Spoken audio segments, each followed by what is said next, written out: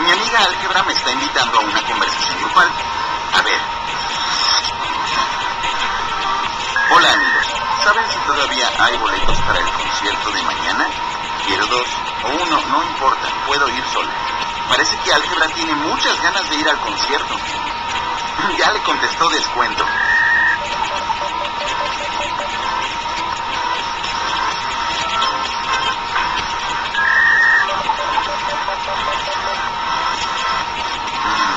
¿Cuál será la capacidad del foro rojo?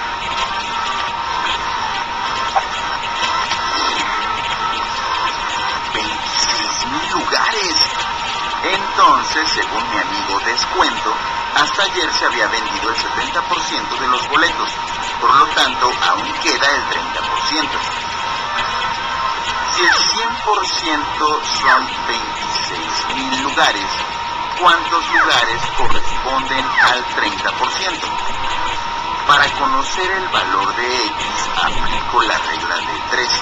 Multiplico 30 por 26,000 y el resultado lo divido entre 100.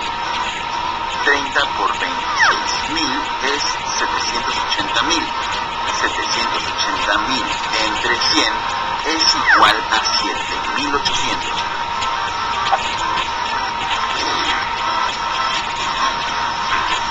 Quedan 7,800 lugares.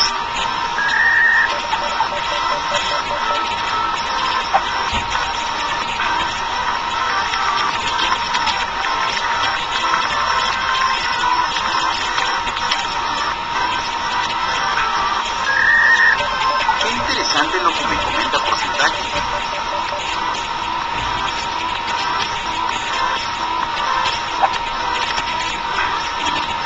¿Qué se refiere con que ambas magnitudes son directamente proporcionales?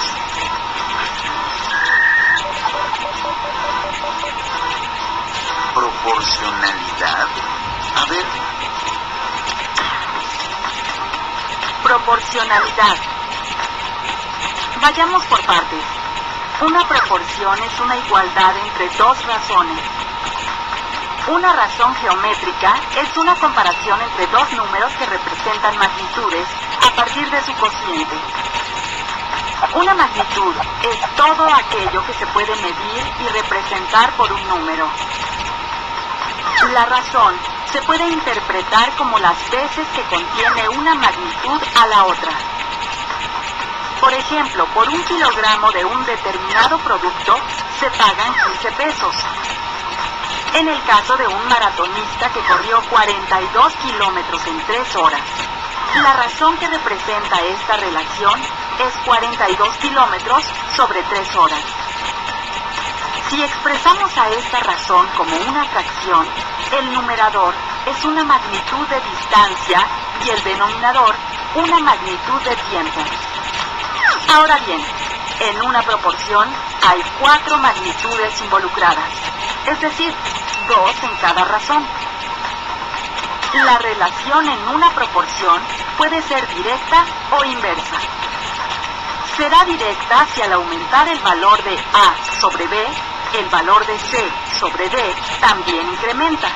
O cuando reducimos el valor de A sobre B, también disminuye el valor C sobre D. La proporción cumple con la igualdad AD es igual a BC. La proporcionalidad es inversa cuando al incrementar el valor de A sobre B, C sobre D disminuye. O al disminuir el valor de A sobre B, el valor de C sobre D aumenta.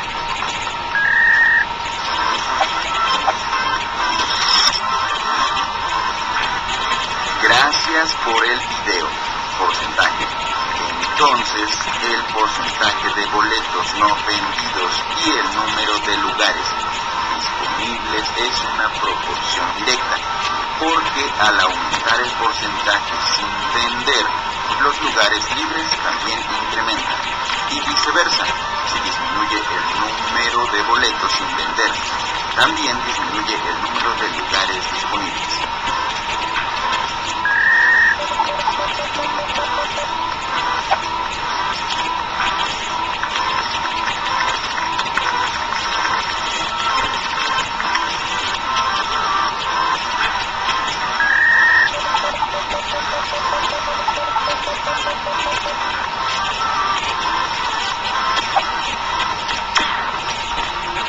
Ya vimos que dos o más razones son directamente proporcionales cuando al cambiar el valor de una de ellas, la otra se mueve o varía en el mismo sentido. Es decir, ambas aumentan o disminuyen en la misma proporción siempre. Son directamente proporcionales el peso de un producto y su precio. Mientras más cantidad de producto, mayor será su costo. Por ejemplo, los ingredientes necesarios para preparar 20 porciones de arroz y los ingredientes que se ocupan para preparar 4 porciones del mismo platillo. A menos porciones, menos ingredientes. Veamos un problema de proporcionalidad directa. Un automóvil recorre 90 kilómetros en una hora. Si la velocidad del automóvil no varía, ¿cuántos kilómetros habrá recorrido en 5 horas? Un procedimiento para encontrar la respuesta es elaborar una tabla. En una columna colocamos el tiempo y en la otra la distancia. En una hora recorre 90 kilómetros. Por lo tanto, en 2 horas, que es el doble de tiempo, debe recorrer también el doble de distancia, o sea, 180 kilómetros. En 3 horas se triplica el tiempo y la distancia. 90 por 3 es igual a 270. En 4 horas serán 360 kilómetros. Y en 5 horas, 450 kilómetros. Ambas cantidades aumentan en la misma proporción. Por eso decimos que el número de kilómetros recorridos es directamente proporcional al número de horas que el auto está en movimiento. Otra característica de las razones directamente proporcionales es que el cociente entre ellas es un valor constante. En nuestro problema, si dividimos la distancia entre el tiempo, el resultado siempre será 90. Este cociente se llama constante de proporcionalidad directa. Analicemos el mismo problema con ayuda del álgebra. Pon atención. Llamamos variable dependiente a aquella cuyo valor se puede determinar a partir del valor que tenga otra variable. Y denominamos variable independiente a aquella que puede cambiar libremente su valor. En nuestro problema, las horas transcurridas son la variable independiente, pues sin importar la distancia que avance el automóvil, el tiempo sigue corriendo. No sucede lo mismo con los kilómetros que al ser recorridos a una velocidad constante, dependen del tiempo. Para determinar la relación existente entre ambas variables de nuestro ejemplo, se representa con la letra X a la variable independiente y con la letra Y a la variable dependiente. No olvidemos que el resultado de dividir Y entre X da como resultado la constante de proporcionalidad, en este caso 90. Esta es la expresión algebraica que representa nuestro problema. Y entre X es igual a 90. Pero nos conviene expresarla en función de Y, porque Y está subordinada al comportamiento de X. Despejemos Y. Nos queda y es igual a 90x. En términos algebraicos, se representa a la constante de proporcionalidad con la letra K. La expresión y es igual a K por X. Es el modelo algebraico para representar cualquier proporción directa. Retomemos nuestro ejemplo y para graficar primero conozcamos el valor de y. Después colocamos los valores de x y y en el plano cartesiano. Al unir los puntos veremos que se forma una línea recta que pasa por el origen de las coordenadas. Esta es una de las características en las proporciones directas.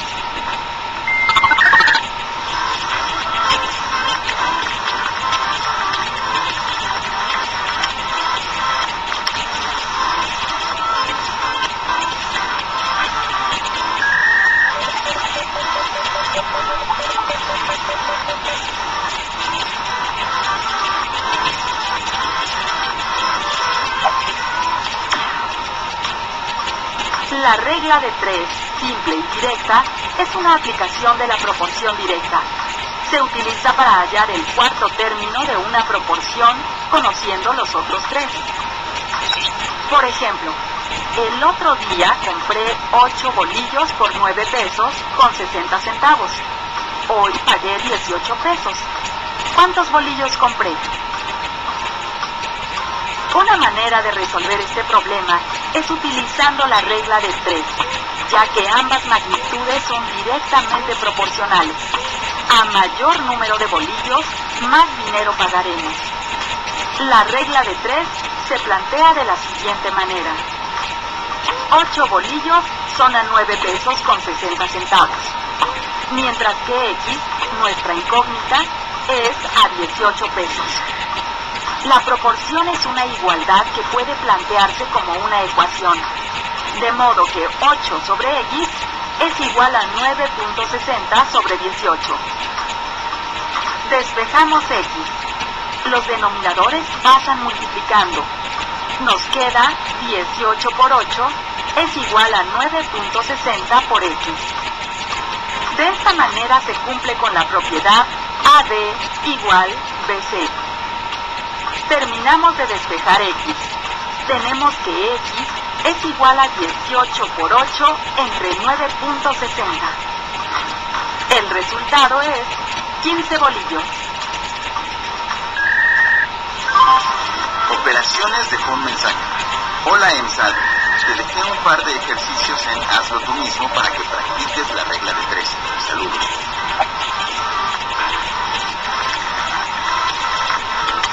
Bien, ahora a practicar lo aprendido. Escribe la regla de 3 que corresponda y resuelve. 1. Romeo le ha regalado a Julieta 12 rosas y le han costado 80 pesos. ¿Cuántas rosas hubiera podido comprar con 130 pesos? Bien, tenemos que 12 rosas son a 80 como X es a 130. 12 sobre X es igual a 80 sobre 130. Elimino denominadores. 12 por 130 es igual a 80X. X es igual a 12 por 130 entre 80. X es igual a 19.5, pero como no venden medias rosas, Romeo pudo haber comprado 19. 2.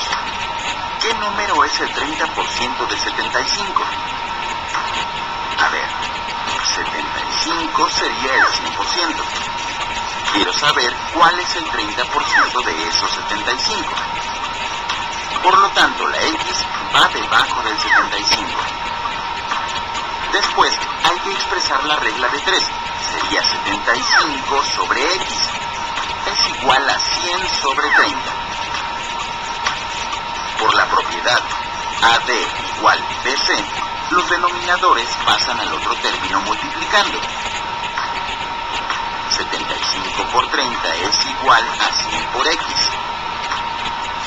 El 100 pasa al otro término dividiendo. a 75 por 30 entre 100. Hago las operaciones.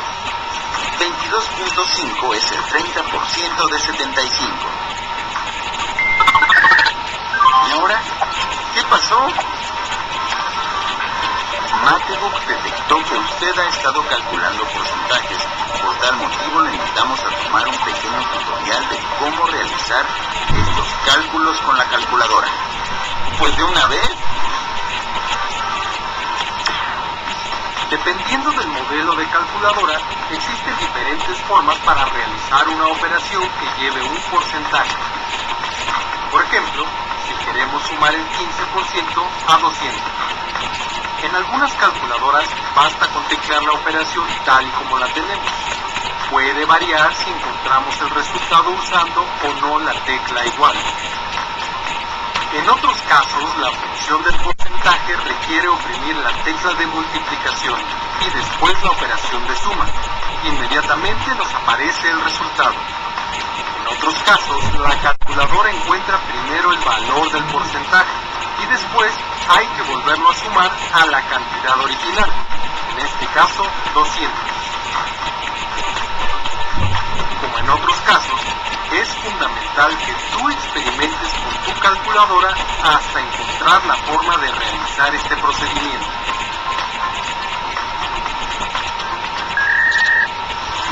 La próxima vez utilizaré la calculadora para operar con porcentajes. Me va a facilitar bastante la tarea. Todavía estoy en el chat. Muchas gracias, amigos. Ya me quedó clara cuál es la relación entre la regla de 3 y la proporcionalidad directa.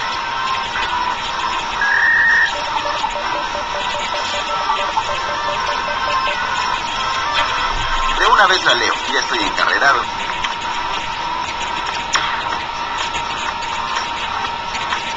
Dos magnitudes son inversamente proporcionales cuando el valor de una de las magnitudes incrementa y la otra disminuye de modo tal que el producto de ambas es constante. Por ejemplo, un granjero que produce esta cantidad de alimento para 10 vacas y esta cantidad le duraba 3 días.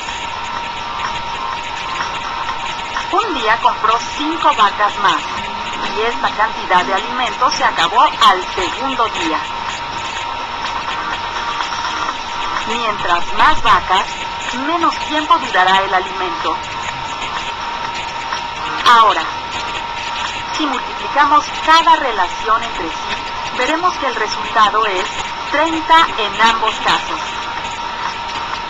De modo que, ¿cuántas vacas se comen esa cantidad de alimento en un día? Veamos otro ejemplo. Un hombre está pintando toda su casa y desea saber cuántos días tardará en terminarla, tomando en cuenta el número de horas diarias que se ponga a pintar. Es claro que entre más horas pinte diario, terminará en menos días. En la tabla vemos que mientras las horas incrementan, los días disminuyen. Las horas diarias son la variable independiente X y los días de trabajo con la variable dependiente Y. Al multiplicar cada pareja, obtenemos el mismo resultado, 24. Este producto se llama constante de proporcionalidad inversa. En este caso, la ecuación que representa esta relación es X por Y igual a 24. O Y es igual a 24 sobre X. El 24 es una constante que podemos representar con la letra K. Quedaría Y es igual a K sobre X.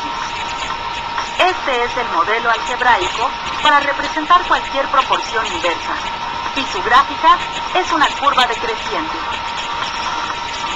Tal como lo comprobamos, si representamos en el plano cartesiano la relación horas diarias y días de trabajo de nuestro ejemplo.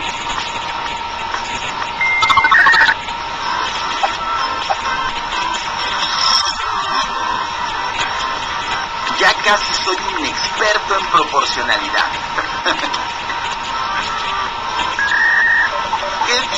cae álgebra. De veras, nunca le he preguntado acerca de su nombre.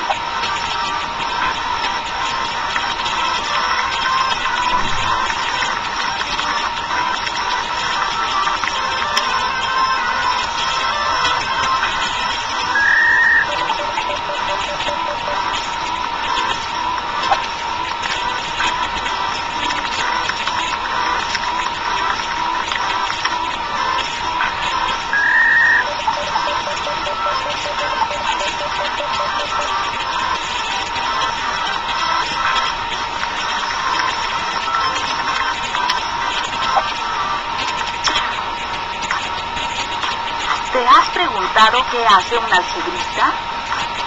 Pues si buscamos la palabra algebrista en el diccionario de la Real Academia Española, nos vamos a llevar una sorpresa, porque tiene dos significados muy diferentes. Primero, persona que estudia, profesa o sabe el álgebra.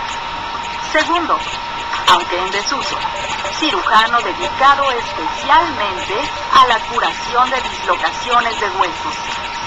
¿Cómo puede tener una misma palabra significados tan dispares? La solución la vamos a encontrar en el origen del término álgebra.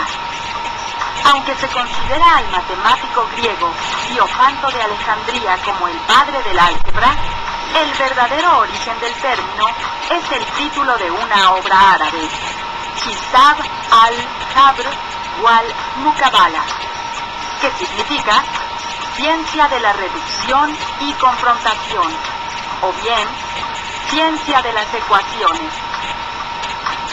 Fue escrita por el matemático árabe Muhammad ibn Musa al-Khwarizmi, que vivió entre 780 y 850 antes de nuestra era, y de cuyo apellido proviene, por cierto, la palabra algoritmo. Del término árabe al-Jabr, traducido al latín, se pasó al término álgebra, y del significado de al-Jabr, restauración o reducción, tenemos que los algebristas eran los reparadores. Tenemos ejemplos de su empleo en grandes autores de las letras hispanas, como Cervantes, quien en el ingenioso hidalgo Don Quijote de la Mancha habla de que, tras haber vencido a su enemigo, éste se quejaba de un dolor grande en sus costillas y debió buscar un algebrista con quien se curó. De este modo vemos como un mismo término, algebrista, puede tener significados tan diferentes.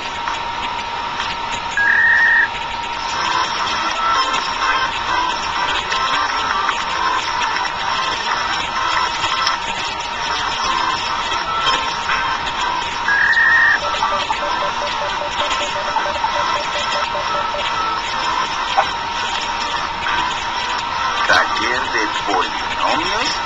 Explícame, ¿qué hacen en ese taller?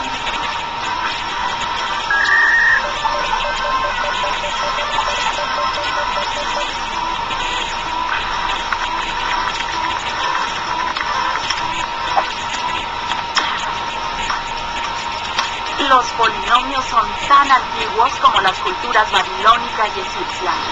Hace unos 4000 años, los babilonios ya tenían lo equivalente a una receta o fórmula para encontrar la solución de ciertos tipos de ecuaciones cuadráticas. Tenían un procedimiento muy preciso para resolver ecuaciones del tipo x cuadrada menos bx es igual a c, cuando b es mayor que 0 y c es mayor que 0. Aunque desde luego estos símbolos b, c, x e igual en realidad no se usaban entonces. En papiros egipcios que datan de 2000 años antes de nuestra era, se hallan soluciones de problemas cuya traducción hoy correspondería a ecuaciones de primer grado. En el siglo III de nuestra era, el matemático Diofanto de Alejandría escribió la obra aritmética en la que crea los signos de la multiplicación, usa abreviaturas y un signo para la sustracción. También resuelve ecuaciones cuadráticas. El aporte de hindúes, árabes y griegos al proceso del álgebra es notorio. Comienzan a dar reglas para la solución de ecuaciones de primero y segundo grados con una incógnita. Los estudiosos musulmanes asimilaron los logros de otras culturas y pronto comenzaron a construir sobre los conocimientos adquiridos. Así, el matemático Al-Khwarizmi desarrolló el álgebra de los polinomios. Al-Karaji la completó para polinomios, incluso con un número infinito de términos. A través del tiempo, se avanzó hasta encontrar la fórmula para resolver cualquier ecuación de segundo grado, es decir, una ecuación de la forma ax cuadrada más bx más c es igual a 0, donde a, b y c pueden ser cualquier número.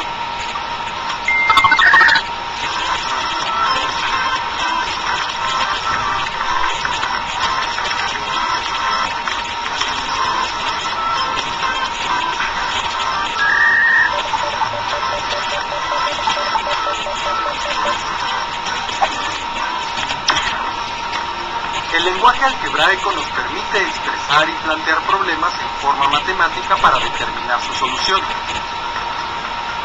A partir de este momento, establecemos relaciones entre una o más cantidades desconocidas, a las cuales se les llama incógnitas o variables, y las representamos con letras. Veamos cómo resolver operaciones con polinomios. Comencemos con la suma algebraica de polinomios de una sola variable. Durante el recreo, Victoria, Roberto y Fernanda jugaron canicas. Al finalizar, Victoria tenía 5 canicas rojas, 6 verdes, 12 azules y una transparente.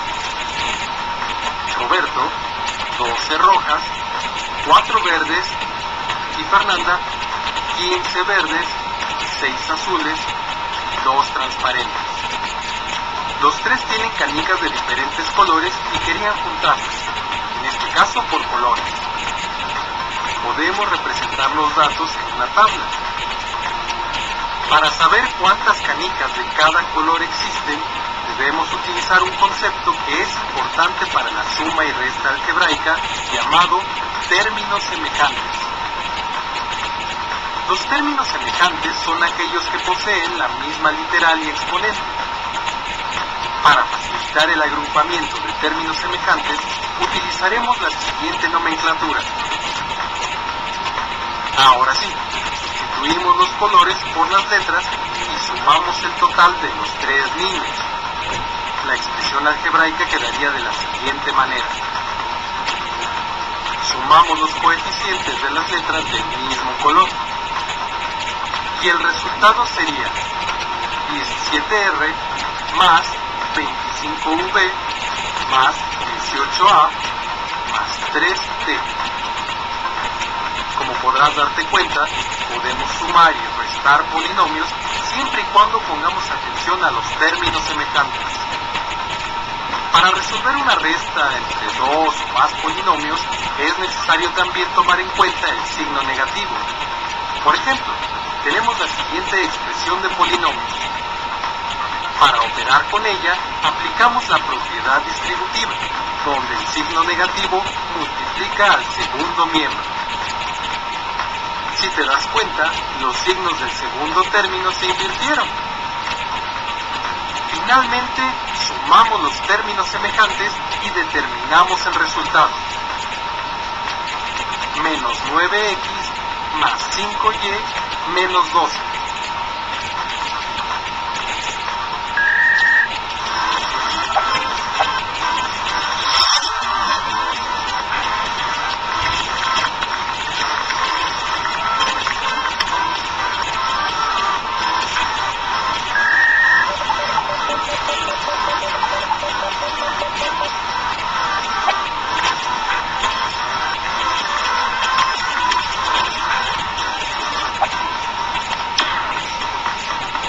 Observa el siguiente rectángulo. ¿Cómo obtendríamos su área? Para determinar el área del rectángulo, utilizamos su fórmula, que es área igual a base por altura, representada por la expresión algebraica A es igual a B por H, donde B es la base y H la altura. Al sustituir los valores de la base y la altura del rectángulo en la fórmula, se obtiene área es igual a X más 5 por 2X.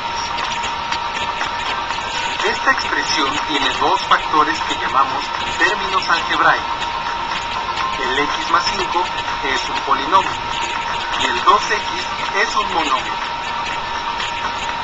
¿Cómo multiplicamos esta expresión? El resultado de la operación será un polinomio. Un polinomio se forma por la suma y resta de términos o monomios. En la multiplicación de polinomios podemos observar tres casos. En todos ellos es necesario tener presente la ley de los signos para la multiplicación. Para multiplicar un monomio por otro monomio, primeramente multiplicamos los coeficientes. Después multiplicamos cada literal sumando los exponentes de los literales iguales.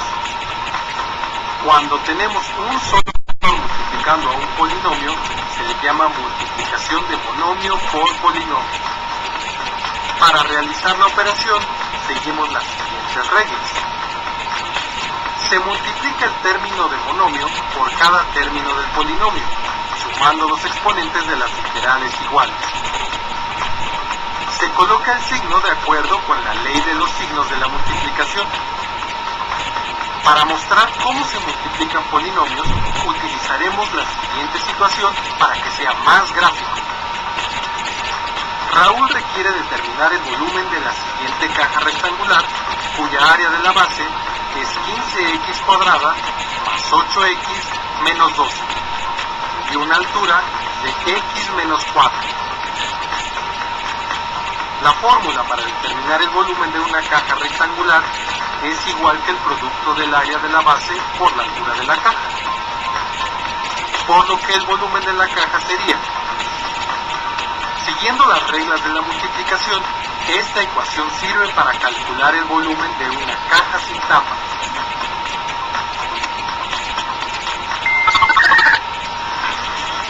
Álgebra siempre me sorprende. Sabe muchas cosas.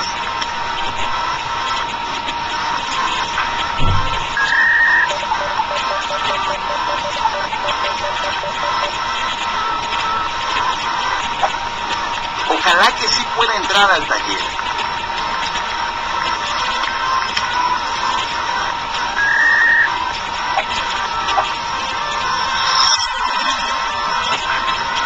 Hoy tuve un día muy productivo en el mate.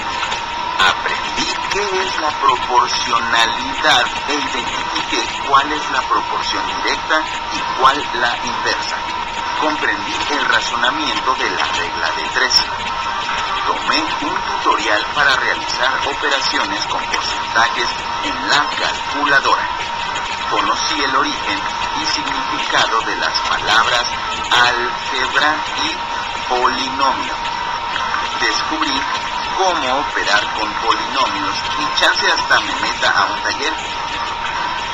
Otra vez les agradezco, amigos. Sin su ayuda todo esto no sería posible. Nos vemos mañana.